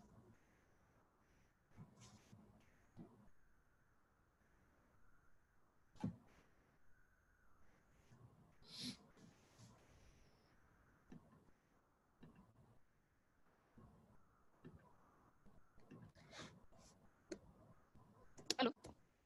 हाँ जी। हाँ, मेरी आवाज शायद चली गई थी बीच में। हाँ अब आ रही सुनाई, आवाज? अब आ रही है। हाँ हाँ, बीच में आवाज ये हो गई थी शायद। क्वेश्चन ऐसे ही आ रहे हैं आपके इसमें, मीनू जी ने जो इतने सही तरीके से दिखाया है, जैसे जीभ पर कंट्रोल रखकर क्या खाए, कैसे खाए, और जीवन शैली में बदलाव लाकर, ये सब चीजें यदि हमने फॉलो किए तो आधे प्रॉब्लम सॉल्व हो जाएंगे, जितने भी जो चैट बॉक्स में भी क्वेश्चन है। लेकिन यदि हमने लेक्चर बहुत ध्यान से सुना है। यहाँ से एक आध क्वेश्चन कुछ दिख रहे थे। खाना खाते समय पानी पीने से एसिडिटी होती है क्या? हो सकती है, क्योंकि जब हम खाना खाते जो हमारे जो डाइजेस्टिव जूसेस हैं पानी पीने से वो डिजोल्व हो जाते हैं, तो फिर डाइजेशन में प्रॉब्लम होती है जिससे एसिडिटी बन सकती है। तो कोशिश कीजिए खाने के साथ पानी ना। पनीर खाने से एसिडिटी होती है क्या? तो पनीर से की शैली क्या है उससे हो सकती है। आपको जो अगर ढंग से चबा के नहीं खाते उनको किसी भी चीज से हो सकती है, क्योंकि वो खाना बदहजमी कर सकता है अगर वो हजमा नहीं हुआ ठीक से। तो तरीका यही है, मूल तत्व जो आज की टॉक का मैं यही बताऊंगी कि धीरे धीरे चबा के खाना खाइए, और खाना तब तक खाएं जब तक कि आपका शरीर लगभग 80 से 85% तक फुल है। 100% फुल ना करें। और खूब सारा पानी पीजिए, कम से कम 10 से 12 ग्लास जरूर रोजाना पानी पीजिए। पानी तब मत पीजिए जब प्यास लगी है, प्यास ना लगे तो भी पानी की पीजिए। और पानी को ध्यान रख के जितना ज्यादा हो दिन में पीजिए, शाम के बाद पानी का सेवन कम कीजिए, नहीं तो नींद डिस्टर्ब होगी, क्योंकि जितना हम पानी पियेंगे बार बार हमें टॉयलेट जाना पड़ेगा। तो कोशिश कीजिए सुबह के दौरान खूब सारा पानी पीजिए। इनफैक्ट दिन की शुरुआत 1 से 2 ग्लास निवाया पानी, हल्का गर्म पानी से कीजिए। देखिए सारा एसिड फ्लेयर अप सब निकल जाएगा, फ्लश आउट होगा। और क्वेश्चन नियमित काफी आ रहे हैं, पीरियड्स में एसिडिटी होती है क्या? हाँ जी होती है। पीरियड्स के समय जब हमारे पीरियडिक टाइम होता है, हमारे हार्मोनल बैलेंस चेंज होते हैं, उस वक्त कईयों को एसिडिटी की तकलीफ होती है, हमारे हाजमे में तकलीफ हो सकती है। तो उस समय थोड़ा खाने पीने पे और ध्यान दें और पानी का सेवन ठीक से करें और बैठे मत रहिए, खूब सारा मूवमेंट करते रहिए तो आपको आराम मिलेगा। एसिडिटी में जो हम कोल्ड मिल्क लेते हैं तो उसका कुछ यूजफुल है क्या? कोल्ड मिल्क जैसा हम बोलते कोल्ड हैं, मिल्क ठंडा दूध। टेम्पररी रिलीफ देता है। पहले सुना करते थे कि कोल्ड मिल्क से बहुत आराम मिलता है, पर ऐसा कुछ रियल सोल्यूशन नहीं है, सब टेम्पररी सोल्यूशन ही है। थोड़ी देर के लिए आराम देता है, which is fine. Home remedy for acidity. Home remedy for acidity, आप अमरूद के पत्ते धो के अच्छी तरह चबाइए तो आराम मिलता है। खाली पेट आप अमरूद के पत्तों को उबाल के पीजिए तो आराम मिलता है। आप अजवाइन का पानी पीजिए तो आराम मिलता है। सौंफ अजवाइन को हल्का भून के चबाइए तो आराम मिलता है। हल्के से हींग को ले लीजिए पानी के साथ, उस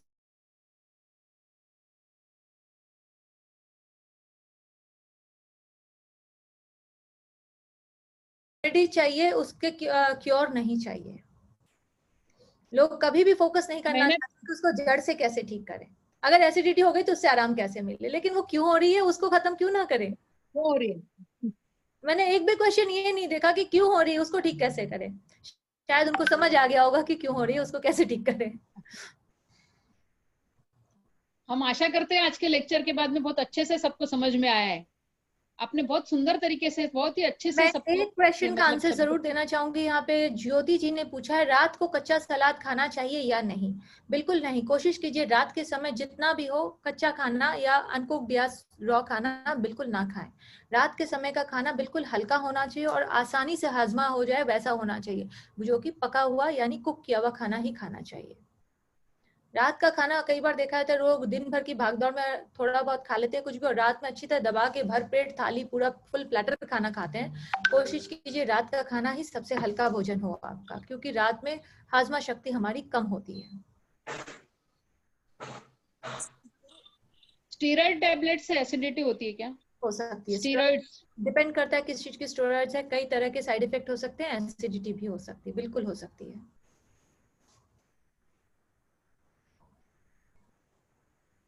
रात में फ्रूट्स खाने से एसिडिटी होती है क्या? नॉर्मली नहीं होती, जिनकी पाचन शक्ति ठीक है उनको नहीं होनी चाहिए, बट वही है कि फ्रूट्स भी, अब जैसे आपने पका हुआ खाना खाया इमीडिएट उसके बाद फ्रूट मत खाइए, तब गैस और एसिडिटी या ब्लोटिंग हो सकती है।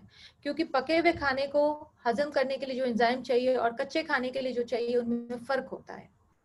तो आपको अगर फ्रूट्स खाना भी है तो भोजन के आधी 1 घंटे का एटलीस्ट, आइडियली 1 से 1.5 घंटे का गैप रखे तो बहुत अच्छा होगा।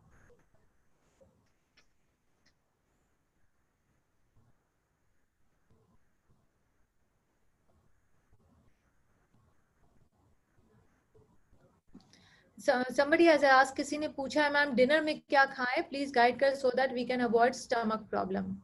देखिए अभी मैंने बोला डिनर में हल्का खाना खाइए जो कि आसानी से हजम हो। अब ये डिपेंड करता है आपकी एज क्या है, आपको तकलीफ क्या है। जैसे कि हल्की खिचड़ी हो, सूप हुआ, चीला हुआ या रोटी भी हुई। अगर डायबिटीज नहीं है तो राइस भी हो सकता है। कई लोगों का ये भी कहना होता है कि राइस से तकलीफ हो सकती है, तो मैं ये बताती हूँ राइस सबसे हल्का ग्रेन है। आप सभी महिलाएं हैं इस ग्रुप में, तो मैं ये पूछना चाहूंगी कि हर महिलाओं ने जिनके भी बच्चे हैं, सबसे पहला हमने बच्चे को कौन सा भोजन में पहला सॉलिड फूड क्या दिया था? हमने बच्चों को वीन किससे किया था? हमने गेहूं से नहीं किया, हमने राइस से ही किया था। पहला विनिंग फूड बच्चे का चावल ही होता है, और सिर्फ इंडिया में नहीं पूरी दुनिया में होता है। और क्यों होता है? क्योंकि राइस सबसे हल्का अन्न माना जाता है। तो राइस रात में खा सकते हैं। किसी किसी को जिनको रोटी या गेहूं से ब्लोटिंग होती है वो लोग गेहूं अवॉइड कीजिए। रात के समय ये जो बीन्स, छोले, ये सब थोड़े हैवी होते हैं शरीर में डाइजेस्ट करने में, इनको अवॉइड कीजिए। हैवी ग्रेवी या खूब मसालेदार खाना थोड़ा कम कीजिए, अवॉइड कर सके तो बेहतर है। रात का भोजन जितना हल्का करेंगे शरीर को उतना आराम मिलेगा, और सोने में भी आराम मिलेगा आपको, और एसिडिटी भी ना हो। और अगर आप हाँ जी, हाँ जी, बच्चों में एसिडिटी होती है क्या? बच्चों में एसिडिटी होती है क्या? बिल्कुल हो सकती है। बच्चों में, बड़ों में, किसी में भी हो सकती है, किसी भी एज में हो सकती है। ये डिपेंड करता है कि हम बच्चों को। यस, आजकल तो बच्चों में बहुत सारी तकलीफें होती है। जो डायबिटीज 40 साल के बाद होती थी वो अभी 8 साल 10 साल के बच्चों में होती है। क्यों? क्योंकि उनकी लाइफस्टाइल है, बच्चे हिलते ही नहीं है घर में ना। वो तो सोफे पे रहेंगे, स्कूल में टेबल चेयर पे बैठे रहेंगे, घर आके वापस टेबल के सामने गेम्स में बैठ जाएंगे या टीवी के सामने बैठ जाएंगे, तब तो प्रॉब्लम है। और खाना वो इंडियन खाना खाएंगे नहीं, हम लोग कोई सब्जी भाजी नहीं खाएंगे, सिर्फ मैदा से बना हुआ चीजें खाएंगे या मीठा खाएंगे, तो प्रॉब्लम होगी। किसी भी एज में हो सकती है। ये आपकी लाइफस्टाइल है, आप क्या खा पी रहे हो और कैसी जीवन शैली अपना रखे हो, उस पर डिपेंड करता है। माइग्रेन और एसिडिटी का कोई रिलेशन? बहुत स्ट्रॉन्ग रिलेशन है। एसिडिटी से ही ज्यादातर 80% माइग्रेन के केसेस देखे जाते हैं कि एसिडिटी का ही रिजल्ट माइग्रेन में बदलता है। मतलब मेरे प्रैक्टिसिंग एज एंड करियर में मैंने जो देखा है वो मैं बताती हूँ। रिसर्च मेरे पास नहीं है इसकी, लेकिन yes, migraine and acidity are very well connected. Acidity होते ही सिर दर्द होता है तो क्या करें? एसिडिटी के टाइम में खूब सारा पानी पीजिए, अजवाइन और सौंफ का चूर्ण लीजिए या हींग लीजिए, और थोड़ा टहलिए, बैठिए मत। और कोशिश करिए कि गहरी नींद आ जाए। अगर नींद आ जाएगी तो वो एसिडिटी सबसाइड हो जाएगी। और अगर बिल्कुल कुछ नहीं आती तो उंगली डाल के उल्टी कर लीजिए और आराम मिल जाएगा, बट उसके बाद कोशिश कीजिए कि खाना पीना और जीवन शैली ठीक करें, क्योंकि ये रिफ्लक्स ही है जो सारी तकलीफों की जड़ है, इससे दूर होना जरूरी है। सुबह नींबू पानी लेना या नहीं? ले सकते हैं, किसी को नींबू पानी से आराम होता है, किसी को उल्टी हो जाती है, दोनों ही चीजों में आपको आराम मिलेगा। गर्म पानी में नींबू डाल के पी सकते हैं। एसिडिटी से पैर भी दुखते हैं क्या? बिल्कुल दुख सकता है, मैंने बताया ना, मसल क्रैम्पिंग होती है पैर में, हाथ में, कमर में, कहीं पे भी हो सकता है मसल क्रैम्प से। पैर तो नॉर्मल है क्रैम्प। हाँ, जैसे नहीं ऐसे महसूस बिल्कुल नहीं होता, और मेरा खाना पीना एकदम टाइम टू टाइम है। रोज सवेरे मॉर्निंग में उठते मैं 1.5 गिलास पानी पीती हूँ ठंडा, और फिर भी और एसिडिटी में गर्म कर दीजिए, अच्छा लगेगा आपको। सुबह उठ के 1.5 गिलास पानी पीती है, फिर उसके बाद सारे दिन कितना पानी पीती हैं? पानी तो पीती हूँ, पर शायद थोड़ा कम होता है, ज्यादा नहीं होता है। और एसिडिटी ऐसी महसूस नहीं होता, फील नहीं होता कि मुझे एसिडिटी हुई, फिर भी मेरे पैर में बहुत क्रैम्प्स आते हैं। वो एसिडिटी के लिए भी हो सकता है, बिना एसिडिटी के लिए भी हो सकता है। हो सकता है आपके शरीर में विटामिन डी की डेफिशिएंसी हो रही हो, या कैल्शियम खाने में कम हो रहा हो। आपकी उम्र के हिसाब से भी देख सकते, कितनी उम्र है आपकी? मेरी 47। हाँ, तो ये हाई टाइम है ना हमारे शरीर में। आप वेजिटेरियन हैं? यस। रेगुलर दूध, दही, छेना, पनीर खाती हैं आप? हाँ, दूध रेगुलर लेती हूँ, दही भी और लेती हूँ। हाँ, तो एक बार देख लीजिएगा विटामिन डी कितना है आपके शरीर में, वो देख लीजिएगा। इनकी कमी से भी आपको क्रैम्प्स आ सकते हैं, पैर में दर्द हो सकता है। कि 47 है, हमारी बॉडी मेनोपॉज या पेरीमेनोपॉज के आसपास का टाइम होता है। इस वक्त हमारी बॉडी में कैल्शियम की कमी होने लगती है, तो कैल्शियम रिलेटेड फूड ज्यादा खाइए, जिसमें दूध, दही, छेना, पनीर, सेसमे सीड यानी तिल का सेवन कर सकते हैं। महाराष्ट्र से हैं आप लोग तो तिल काफी अच्छी तरह यूज होता है। पीनट्स खा सकते हैं, और हरी पत्तेदार सब्जियों को खाइए जिससे कि हमारे शरीर में कैल्शियम मिले, और बीन्स वगैरह खाइए जिससे कि फायदा मिले, हमारी हड्डियों को हेल्थ के लिए बेनिफिट मिले। और खाने में प्रोटीन का ध्यान रखिएगा कि प्रोटीन कम ना हो जाए, नहीं तो ये सारा शरीर दुखेगा। अभी पैर दुख रहे हैं, बाद में पूरा शरीर दुखेगा। तो इन चीज का ध्यान रखिए। विटामिन डी का सप्लीमेंट लीजिए, और धूप में अपने आप को बिल्कुल एक्सपोज कीजिए, जिससे कि थोड़ा विटामिन डी बने, जिससे ये जो कैल्शियम रिच खाना खा रहे हैं ये बेटर अब्सॉर्ब होगा, शरीर में इसका फायदा मिलेगा, दर्द कम होगा। हाँ जी। और मैम मुझे ये पूछना था, जैसे हाँ। मेरी मम्मी है, उनकी एज है 76, उनको बहुत ज्यादा हाइपर एसिडिटी की प्रॉब्लम है, और उनके रात में नींद भी उनकी बिल्कुल होती नहीं है, और नींद तो आती ही नहीं है उनको। नींद की गोली लेते फिर भी नींद नहीं आती है, रात में पैर फिर उस वजह से भी बहुत दुखते हैं, और सीने में जलन, खट्टी डकारे, पानी आना, गले में खराश होना। आपने जो पहले जो सब सिम्टम्स बताए वो पूरे उन पे लागू होते हैं। आपने तो बताया आपकी माता जी की उम्र 76 है, वो चल फिर पाती है? हाँ, चल फिर पाती है, पर कैसे पैरों की प्रॉब्लम रहने की वजह से, और उनके स्पाइन का जैसे 2 बार ऑपरेशन हुआ है, तो उनको ज्यादा घूमना फिरना भी नहीं होता, फिर उससे तकलीफ होती है। तो अभी तो पहले देखिएगा उनके खाने में, उनकी डाइट में कैल्शियम और विटामिन ठीक हो। विटामिन डी का सप्लीमेंट दीजिएगा, क्योंकि वो होता नहीं है, क्योंकि वो बाहर जा नहीं पाती होंगी ज्यादा, तो इंडोर में और भी विटामिन डी कम हो जाता है। और ओके। चूंकि वो 76 है, तो कैल्शियम की हमें सप्लीमेंट भी चाहिए और खाने से भी मैक्सिमम चाहिए, दोनों चीज चाहिए। कैल्शियम बहुत अच्छी क्वांटिटी में चाहिए, और ये रोजाना चाहिएगा, जिससे कि उनकी हड्डियों का हेल्थ ठीक हो। तो अगर ये वो एक्स एंड पेन उनके लिए हड्डियों की वजह से आ रहे हैं, तो वो ठीक होगा। और दूसरा, खाना बहुत हल्का रखना चाहिए, बिकॉज मूवमेंट कम होता है इस उम्र में। खाना अगर हैवी रखेंगे तो डाइजेशन में प्रॉब्लम होगी, एसिडिटी की प्रॉब्लम। खाना तो उनका बहुत कम है, चाय और भी नहीं लेते, तीखा बिल्कुल भी नहीं खाते। हाँ, तो उनको खाने के बाद बोलिए थोड़ा टहलेंगी, और भूख से थोड़ा कम खाए, और आसानी से हजम होने वाला खाना दीजिए, जैसे कि कैबेज, कॉलीफ्लावर यानी पत्ता गोभी, फूल गोभी, ये सब कम दीजिए। इनको हाजमा करने में तकलीफ होता है उम्र के साथ। जैसे घिया, लौकी, तोरी, ये इजी है डाइजेशन के लिए। इस तरह की सब्जियां ज्यादा दीजिए जो उनका शरीर आसानी से हजम कर सके। थैंक यू मीनू जी, बहुत सुंदर आपने मार्गदर्शन किया, और हाँ। सबके क्वेश्चंस का बहुत अच्छी तरह से समाधान किया है। और आगे भी हम आपको तकलीफ देंगे ऐसे ही वेबिनार्स में बुलाने की। बिल्कुल बिल्कुल, मैं तो बिल्कुल रेडी हूँ। कोई भी हम लोग हेल्थ टॉक सीरीज कर सकते हैं, कोई भी हेल्थ टॉपिक लीजिए जहाँ की हम लाइफस्टाइल के द्वारा कुछ बदलाव ला सके और ये जानकारी फैला सके, तो उससे ज्यादा और क्या बेहतर होगा। एटलीस्ट कोरोना का एक बेनिफिट तो हुआ कि हम लोग घर बैठे बैठे आजकल वेबिनार के द्वारा ये चीजें, जानकारियां फैला सकते हैं, नहीं तो लोग ये सोचते नहीं थे इतना। नहीं नहीं, बहुत अच्छा लगा, बहुत सुंदर, आपने सबके क्वेश्चंस के आंसर्स किए और हम सभी बहनों को बहुत समाधान भी मिला है। और पुनश्च आपका मैं बहुत बहुत धन्यवाद पूरे हम मंडल की तरफ से और स्वास्थ्य समिति की तरफ से देना चाहूंगी कि आपने इतना अपना टाइम दिया। Thank you. बहुत अच्छे से शंकाओं का समाधान किया है मीनू जी ने, और धन्यवाद, बहुत बहुत बहुत अभिनंदन। ऐसा लग रहा था आप बिल्कुल मेरे से कनेक्ट कीजिएगा, आपसे आज आपको देख के बड़ा मजा आया। मतलब आपने इतनी मेहनत से और इतने अच्छी तरह से सबका अभिनंदन किया है। अच्छा, ओके, बहुत बहुत धन्यवाद जी। मीनू जी बहुत सही, बहुत महाराष्ट्र प्रदेश की सारी बहनों की ओर से अभिनंदन आपका। बहुत सही, जीवन शैली बदलेगी सभी की। हाँ जी, बहुत खुशी हो रही है। और मीनू जी हमारे और भी जिले अगर कुछ चाहते रहेंगे कोई नया विषय लेकर, जैसे कि एसिडिटी का है, उसी तरह तो आपको जरूर वापस एक दो बार सेवा देनी पड़ेगी। बिल्कुल बिल्कुल जी, मैं बिल्कुल तैयार हूँ, मैं बिल्कुल रेडी हूँ, बस बताने की देर है। थैंक यू, थैंक यू, धन्यवाद धन्यवाद। इंदिरा जी, ज्योति दीदी होंगे तो वो भी समीक्षा करने वाले हैं, तो देखिए ना, कलावती दीदी और ज्योति दीदी। ना देखो ना ज्योति जी को। जय श्री कृष्ण। हाँ ज्योति जी,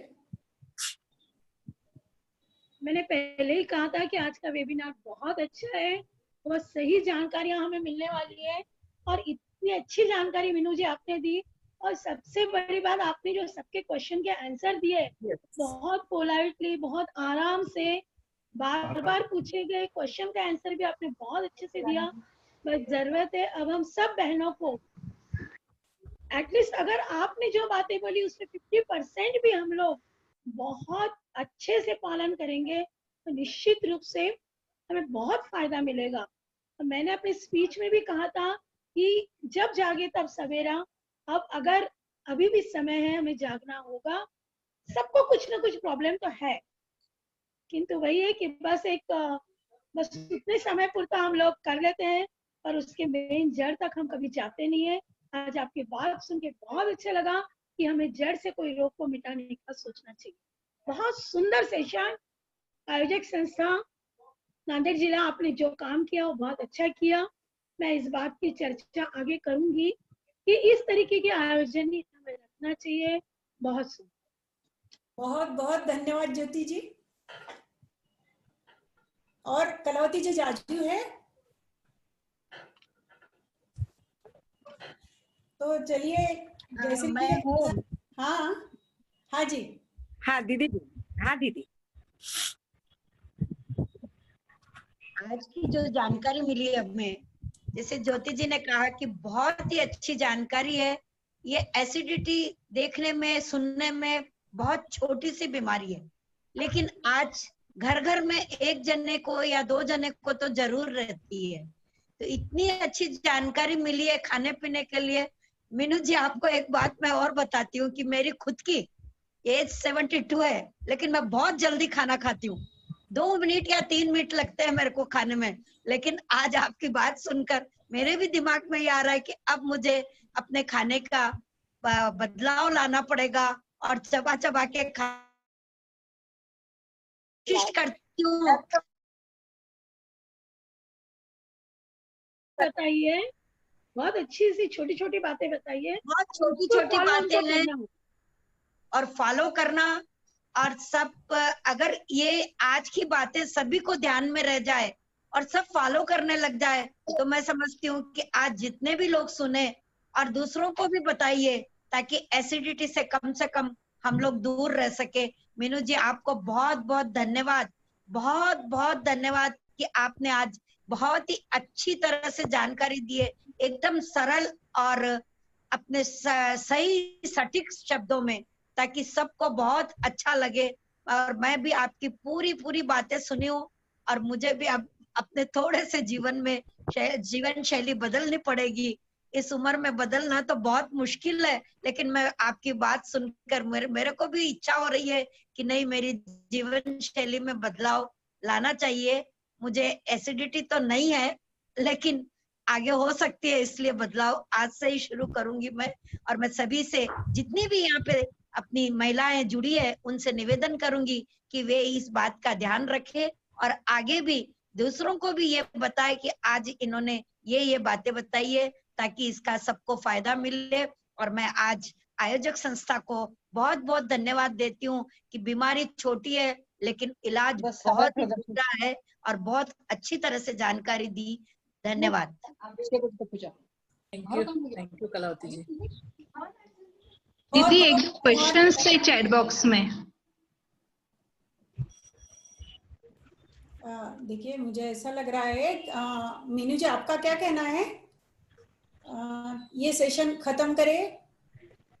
हाँ जी, आज का सेशन अगर खत्म करते तो काफी था, क्योंकि हम ऑलरेडी लेट चल रहे हैं, दूसरे अपॉइंटमेंट्स हैं।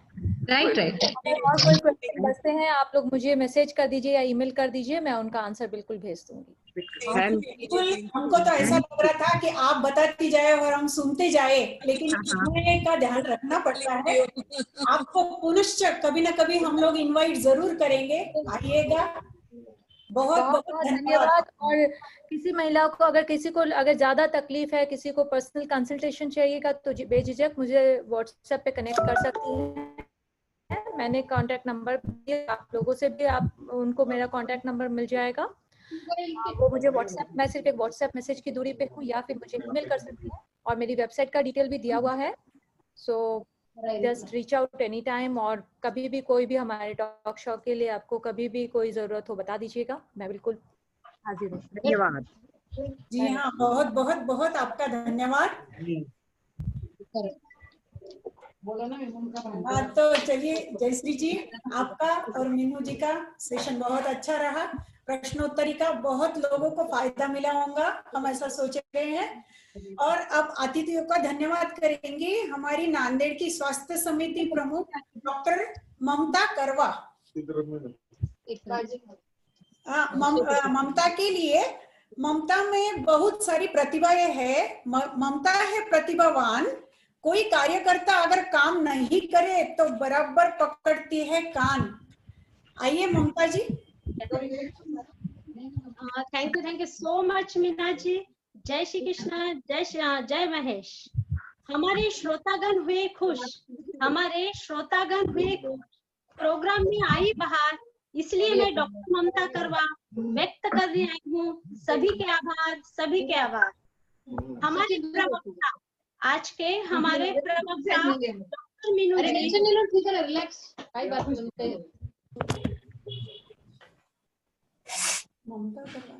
सिस्टम के विभिन्न भावों को किया आपने। आप रहेंगे सदा यादगार, आप रहेंगे सदा यादगार। अब निश्चित रूप से करेंगे हम सकारात्मक सुधार। नांदेड़ जिला माहेश्वरी मानता है आपका शतशः आभार, आपका शतशः आभार। हमारे माननीय सौ ज्योति जी, सौ कलावती जी, सौ अनुसया जी, सौ सुनीता जी, आप सबके मौजूदगी ने माहौल बना दिया, आदर और भावनाओं का मेल करा दिया। लेकर आए आप ज्ञान और खुशियों की बहार। अब तहे दिल से दे रहे आप सभी को आभार, आप सभी को आभार। हमारे आदरणीय सो सूर्यमाला जी, सो अनिता जी, डॉक्टर जयश्री जी, आप आए हमारे प्रोग्राम में लेके ढेर सारा प्यार। हर क्षण फैलाई है खुशियाँ, हर क्षण फैलाई है खुशियाँ। आपका बहुत बहुत शुक्रिया, आपका बहुत बहुत शुक्रिया। आपके पास है ज्ञान का भंडार, आपके पास है ज्ञान का भंडार। सवाल जवाब लेकर कार्यक्रम को दिया है निश्चित रूप से आधार, निश्चित रूप से आधार। डॉक्टर इंदिरा जी, डॉक्टर स्मिता जी भट्टर, इतना अच्छा परिचय, इतना अच्छा परिचय, इतनी अच्छी महेश वंदना आपसे सुनने को मिली। अब समर्पित करती हूँ यहाँ आभार के शब्दाचार, आभार के शब्दाचार। सौ गीता जी, माननीय प्रतिभा जी, सौ भाग्यश्री जी, हमारे श्रोतागण हुए बहुत खुश, हमारे श्रोतागण हुए बहुत खुश। प्रोग्राम हुआ बहारदार, इसलिए व्यक्त कर रही हूँ आप सभी का आभार, आप सभी का आभार। माननीय मीना जी और सौ राधिका जी, माननीय मीना जी और सौ राधिका जी के लिए स्पेशल 4 लाइन्स। आपके शब्द और शायरी लाजवाब, आपके शब्द और शायरी लाजवाब, सब खुश हुए, बहुत हंसाया आपने आज। इसलिए कहते हैं हमने आपको फिर से बुलाया, तो ना कहने का नहीं, उस वक्त दूसरे प्रोग्राम का बुलावा आया तो जाने का नहीं। हमारी विनती है आपको आना पड़ेगा अगली बार। दिल से करती हूँ, नांदेड़ जिला माहेश्वरी करता है आपका धन्यवाद हजार बार। दोस्तों, अवसर मिला है आज मुझे, भर गया मन। अगर भूल गई मैं किसी का नाम तो कर देना माफ।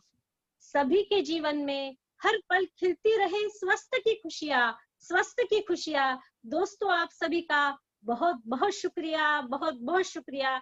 Thank you so much everyone. Over to Meena ji.